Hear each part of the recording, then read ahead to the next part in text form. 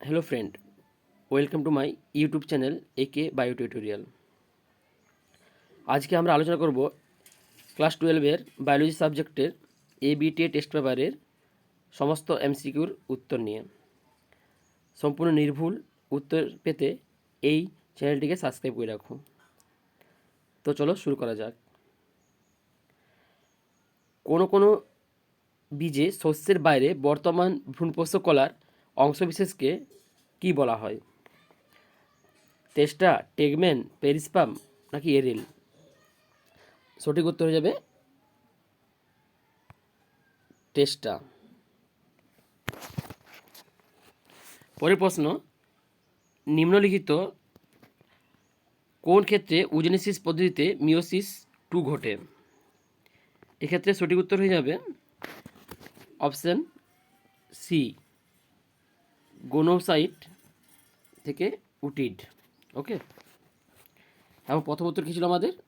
টেস্টা। পরের প্রশ্ন, নিচের কোনটি বাকিগুলি থেকে সঙ্গতিপূর্ণ নয়, অর্থাৎ বাকিগুলির সাথে সঙ্গতিপূর্ণ নয়?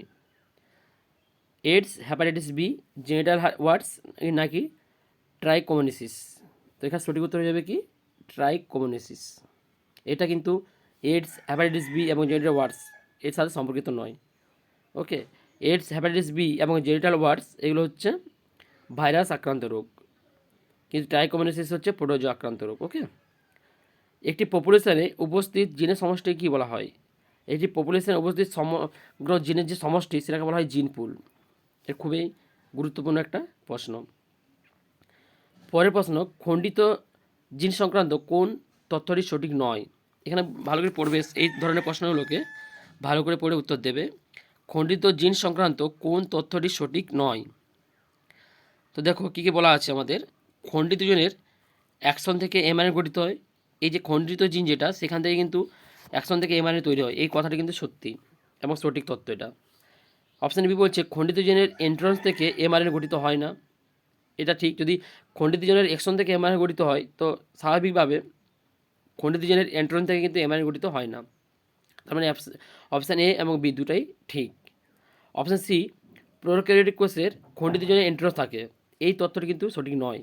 প্রোক্যারিওটিক কোষের খণ্ডিত জিনের এন্ট্রন থাকে না। ওকে, তার সঠিক উত্তর হয়ে যাবে কি? অপশান সি, প্রোক্যারিওটিক কোষের খণ্ডিত জিনের এন্ট্রন থাকে না। ওকে, পরের প্রশ্ন দেখো, নিচের কোন জনন মাতৃকোষ থেকে সর্বাধিক ধরনের জনন কোষের সৃষ্টি হবে? এটা তোমরা সবাই জানো।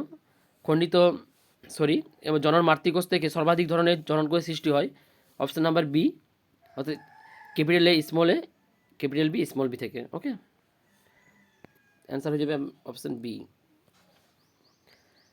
তারপর বলছে নাইট্রোসেলুলোজের ডিএনএ ব্যান্ড নেবার পদ্ধতি কী বলা হয়? নাইট্রোসেলুলোজের ডিএনএ ব্যান্ড নেবার পদ্ধতিকে বলা হচ্ছে সাউদার্ন ব্লট। সবগুলো জানতে হবে, ইস্টার্ন ব্লট কী, ওয়েস্টার্ন ব্লট কী, নর্দার্ন ব্লট কী এবং সাউদার্ন ব্লট, সবগুলোই জানা অতি আবশ্যক। তোমরা পারলে একবার বায়োটেকনোলজি চ্যাপ্টারে এই চারটা সম্বন্ধে একবার পড়ে নেবে। ওকে, তো সাউদার্ন ব্লটটা আমি এখানে পেয়ে গেলাম যে নাইট্রোসেলুলোজে ডিএনএ ব্যান্ড নেবার পদ্ধতি হচ্ছে সাউদার্ন ব্লট। পরের প্রশ্ন, নিচের কোনটি সঠিক? সঠিক দেখো, কমন কোল্ড ড্রপলেট বিস্তারণ, টাইফয়েড সংক্রামিত খাদ্য, এইডস করমর্দন। তো এখানে কমন কোল্ড ড্রপলেট বিস্তারণ এটা ঠিক, টাইফয়েড সংক্রামিত খাদ্য টাইফয়েড এটাও ঠিক, কিন্তু এর করমর্দন করলে কখনো এইডস হয় না। ওকে, এটা সঠিক নয়। ও তারপর আবার আছে 4 নম্বর অপশান দেখো, বলছে রিংওয়ার্মের সংক্রামিত তোয়ালের ব্যবহার। হ্যাঁ, সংক্রামিত তোয়ালে যদি ব্যবহার করা যায়, তার সেক্ষেত্রে কিন্তু রিংওয়ার্ম হতে পারে। ঠিক আছে, তাহলে এখানে 1, 2 আর 4 ঠিক, অপশান সি ইজ কারেক্ট। ওকে, গৌণ সিওয়েজ ট্রিটমেন্ট প্রক্রিয়াটি হলো ভৌত প্রক্রিয়া, জৈবিক প্রক্রিয়া, রাসায়নিক প্রক্রিয়া নাকি যান্ত্রিক প্রক্রিয়া? গৌণ সিওয়েজ ট্রিটমেন্ট প্রক্রিয়াটি হলো ভৌত প্রক্রিয়া। কোন বিজ্ঞানীকে জিন প্রযুক্তিবিদ্যার জনক বলা হয়? জিন প্রযুক্তিবিদ্যার জনক বলা হয় পল বার্গ, অর্থাৎ ফাদার অফ বায়োটেকনোলজি। হচ্ছে পল বার্গ। জেনেটিক ইঞ্জিনিয়ারিংয়ের অ্যান্টিবায়োটিক ব্যবহৃত হয় ভেক্টর নির্বাচনে রেপ্লিকেশন সিকোয়েন্স হিসাবে। এই কালচারকে সংক্রমণ মুক্ত রাখতে, নাকি ডি বলছে সিলেক্টেবল মার্কার রূপে? এখানে সঠিক উত্তর হয়ে যাবে কি সিলেক্টেবল মার্কার রূপে। ওকে, কোনটি গ্রিনহাউস গ্যাস নয়? গ্রিনহাউস গ্যাস সবাই জানো যে হাইড্রোজেন কিন্তু গ্রিনহাউস গ্যাস নয়। বাকি সিএফসি অর্থাৎ ক্লোরোফ্লোরোকার্বন, মিথেন এবং কার্বন ডাইঅক্সাইড কিন্তু গ্রিনহাউস গ্যাস।